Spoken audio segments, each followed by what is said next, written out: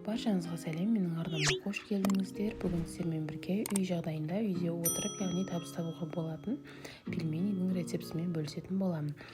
Өздеріңіз үшін жай ғана үйде дайындап пісіріп жесеңіздер де болады, немесе үлкен жиын, құдай тамақ, сол сияқты жиын жасап жатқан болсаңыздар да жасасаңыздар болады.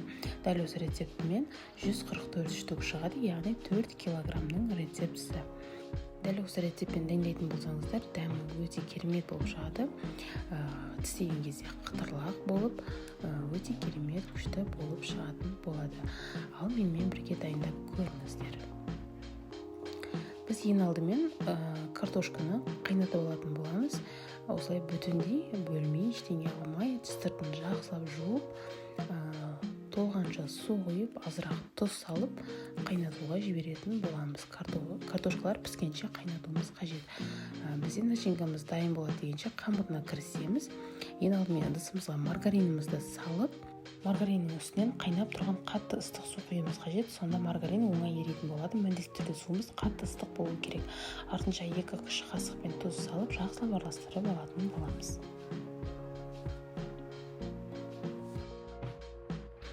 Осылай маргаринді араластырып алған соң 2 жұмыртқамызды салып, кіші қасықтың ұшымен чайный содамызды салып, жақсылап араластырып алатын боламыз.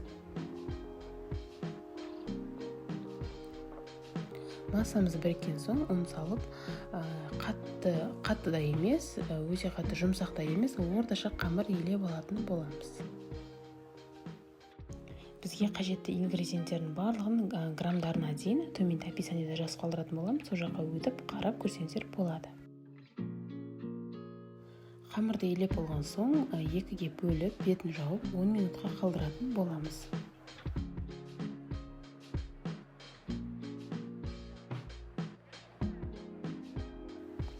Бұл арада біз картошкамызды дайындап аламыз, яғни уже қайнап, піскен картошкаларымызды сыртын тазалап, бір ыдысқа салып алып, осылай өзіңіздің қалауларыңыз бойынша дәмдеуіштерді қосып, тұз қосып, жақсылап араластырамыз. Сосын мен азырақ қуырылған пияз қостым. Міндетті емес, бірақ осылай қуырылған пияз, свежий укроп қоссаңыздар өте дәмді болып шығады. Осымен біздің начинкамыз дайын. Ендігі кезекте қамырды жайып, пельмендерді түйуге кірісетін боламыз.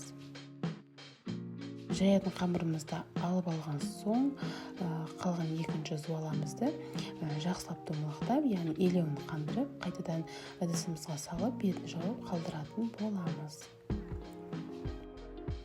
Сосын бірден қамырды жаюға кірісеміз, жұқа етіп, әдемілеп жайып алатын боламыз.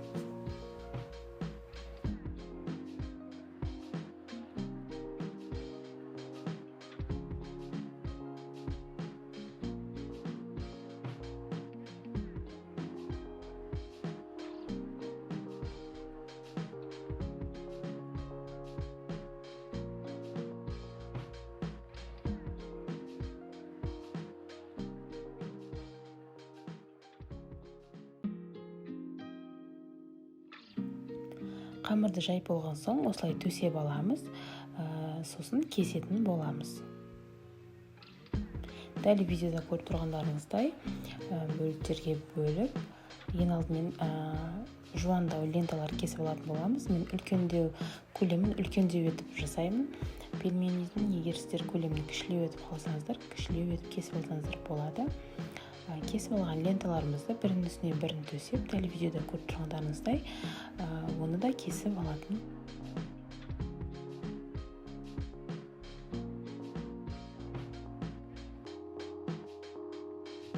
Кесіп болған соң, мен бірден түйуге кірісемін.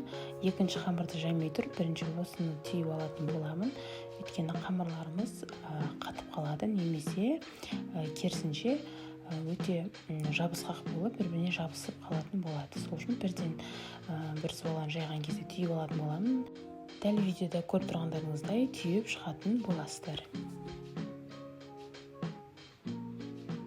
Ішіне начинкасын көп салуының керек жоқ, азырақ қана салсаңыздар болады. Әйтпесе пісіп жатқан кезде пельменилардың ішінен шығып кетуі мүмкін.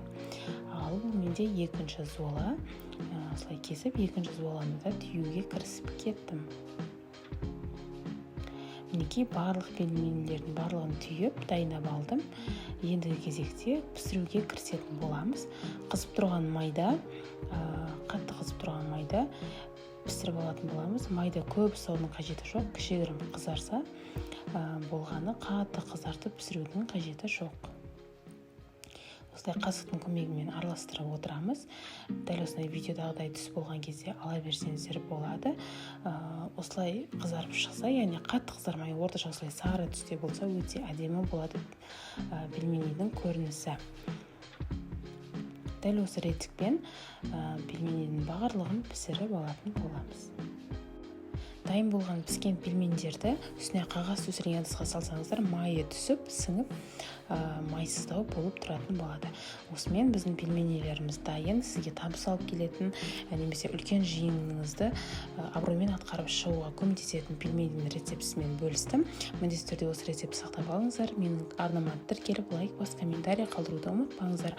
Алдағы уақытта менің арнамда күнделікті жаңа видео рецепт шығып отыратын болады. Жіберіп алмас үшін қоңыраушаны басып қоюды ұмытпаңыздар.